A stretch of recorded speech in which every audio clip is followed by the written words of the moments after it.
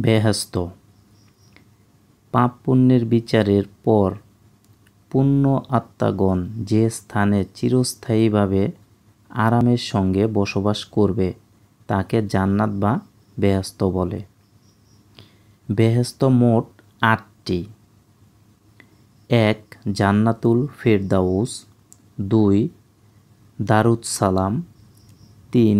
দারুল খুলুদ, ৪. জান্নাতুল নাইম, ৫. জান্নাতুল আদন, ৬. জান্নাতুল মাওয়া, ৭. দারুল মাকাম, ৮. দারুল কারার।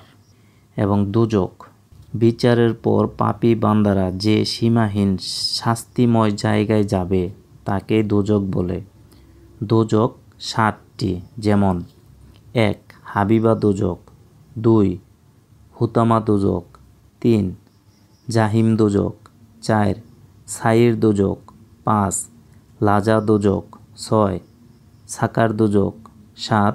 জাহান্নাম দোজখ।